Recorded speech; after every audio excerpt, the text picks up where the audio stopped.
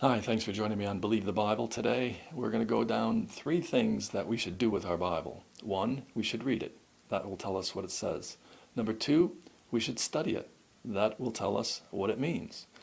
If we study it well enough and we rightly divide it, we will get the understanding of what God is saying in His Word most of the time. No, we can't get it all. No one gets it all right. And number three, we should teach it. When I prepare these short videos, or when I did Sunday school at the old church I was at and that kind of thing, I would have to teach God's Word and present it. And so I had to hear myself and understand that what I was saying was true and accurate according to God's Word. Yeah, I made mistakes. I mean, there's things that I know that I taught that wasn't correct as I grow in the Lord, grow in His Word. But these three things we should be doing. First is reading it. And afterward he read all the words of the law, the blessings and the cursings, according to all that is written in the book of the law.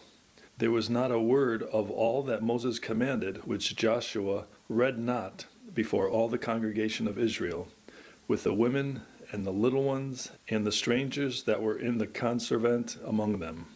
He read it even to the little ones. Joshua is saying that he read all of the law to all of the people, and that way they would get it. They would get the information, so then they could go further and try to study it and understand it. Number two, God's Word says that we should study it. A popular verse we often say on this channel is 2 Timothy 2:15, study to show thyself approved unto God, a workman that needeth not to be ashamed, rightly dividing the word of truth. Why should we study? So we're not going to be ashamed. How should we do it? By rightly dividing it.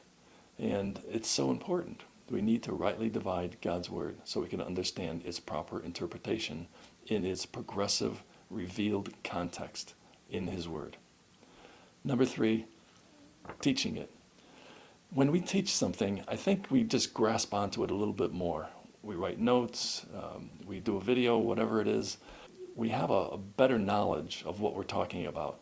Sometimes when I'm doing these videos and I'll say something off the cuff, and then I say, wait, that wasn't right. I got to go back and edit that out and make it correct. It has to be according to God's Word, properly interpreted, properly understood, properly, rightly divided. Now, everybody divides God's Word, right? Everyone says that there are things in it that they don't do. And I guess the question to ask is, why aren't you doing some of the things that you don't do that are in the Bible, but then you do some of the things that are in the Bible, but yet they don't correspond or relate, and they may even contradict to what Paul says?